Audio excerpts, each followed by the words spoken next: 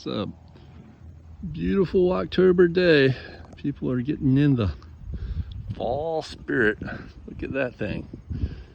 It's a scarecrow with a scythe, like the Grim Reaper. There's some spiders over there. So the changing of the seasons and the days starting to get short, especially in the northern latitudes, like in northern Europe, where these celebrations of sort of the connection with death that all humans have to kind of comprehend and deal with, and that's a normal part of life and the cycle of life.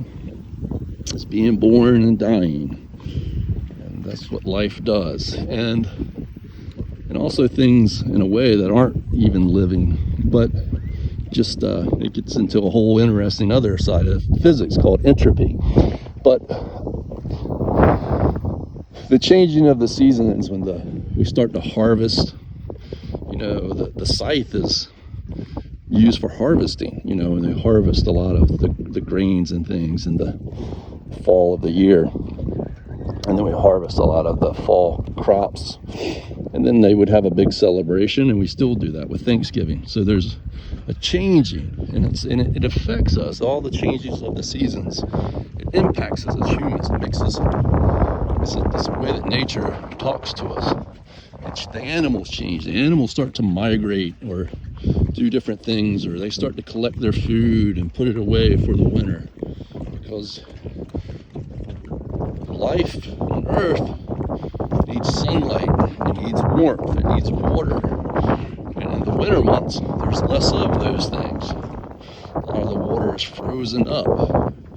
It's cold. We need a certain temperatures to, especially for more multicellular life, needs a certain amount of warmth and to survive. And plants need moisture, and they're susceptible to freezing, and they lose their leaves as they get ready for the cold.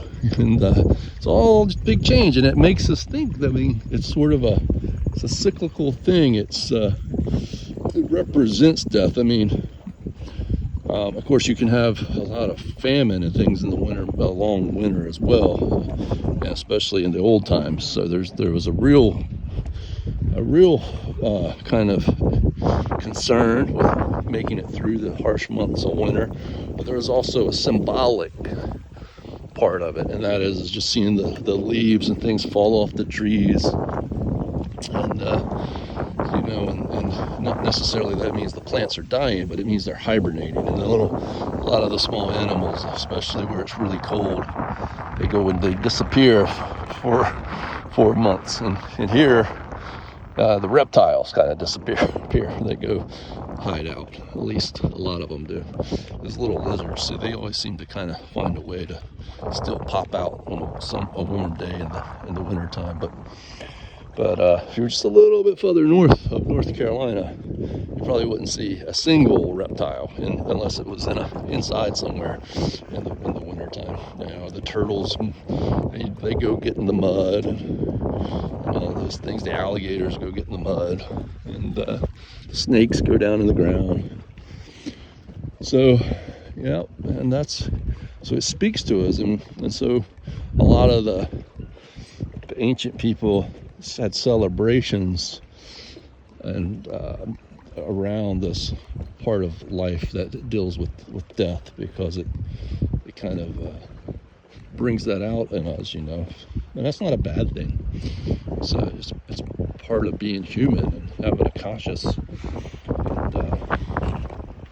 and then the Christianity created sort of some holidays around those ancient holidays, because Christianity is about 2,000 years old, and many of these ancient celebrations were much before then. And so there was a part of the rebirth and the hope of that Christ brought. And so Christians sort of also made a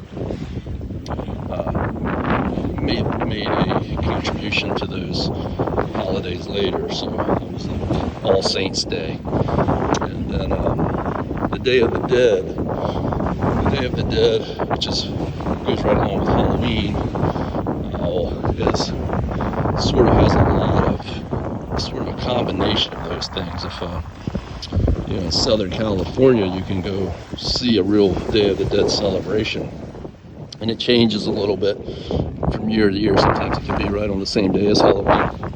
Sometimes it's a few days, I think, after Halloween, or maybe even before Halloween. But anyhow, it's all very interesting, and it's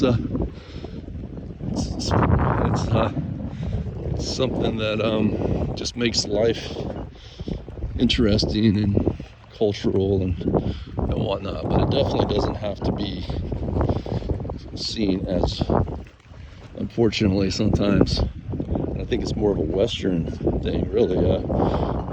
There's a certain side of that where some people want to make it like evil, and it's not evil. I don't think it was ever intended to be evil. In fact, a lot of the costumes and stuff that they wore, which just had to do with the skeletons and all of that kind of stuff, were meant to kind of scare away, what they say were the evil spirits, but spirits of death, don't come for me, or whatever. Or maybe it was to camouflage themselves, which is really interesting and creative for humans to think that way, right? Like, to think that if they dressed up like a skeleton, the spirits of death wouldn't be able to recognize them from the real dead. They would already think that they were dead, so they wouldn't come and get them. And I think that's really a special part of humans wanting to preserve life. We want to live. We want to be grateful for being alive. We don't want to be taken away, and we don't want our loved ones to be taken away. So we want to protect ourselves from that, and that's a good thing. I mean, that's not a bad thing.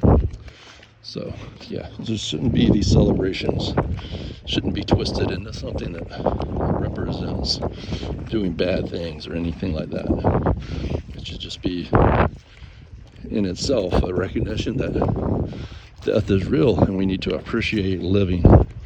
And so some people get out of hand with the Halloween celebrations, but they get out of hand with all kinds of celebrations. They get out of hand with lots of different things. So it's good to keep your head on your shoulders, but to appreciate it all and to enjoy it, and enjoy it, the sense of humanity that's a part of all of those things.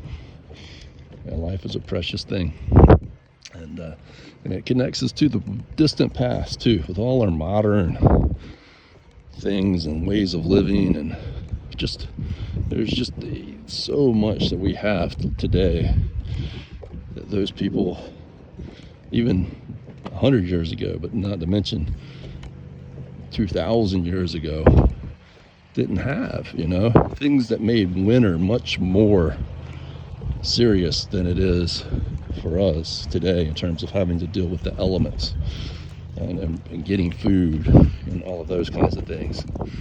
So it connects us back to them. We can think about that with them. And I think they were people just like we are. They had the same intelligence that we have. We can kind of think about that, and it can make us appreciative for some of the things that we have today. And it can also make us realize that they, in their conditions, were more insightful about some things too, because they couldn't take for granted nature. They couldn't take for granted what was gifted to them. It was harder to come by food and those kinds of things. So it can also make us understand their appreciation. This is a beautiful sunny day here in eastern North Carolina. We really don't have much of a severe winter to worry about very often, but we do have storms and we have some other things. But it stays pretty nice and sunny most of the time, or if not sunny, at least not too bitterly cold. And when we do have those winter storms, we can appreciate it. It's a kind of a special thing about the Outer Banks is the wind. It's always windy, and sometimes we get these really strong storms that can be devastating, but most of the time they're just real reminders of how balanced, how there's a fine balance between life as a human and nature. You know, there's winter storms here on the Outer Banks and the summer storms too, but it make you humble sometimes, and just all of the power and the beauty of nature. I love you. Enjoy every minute of it.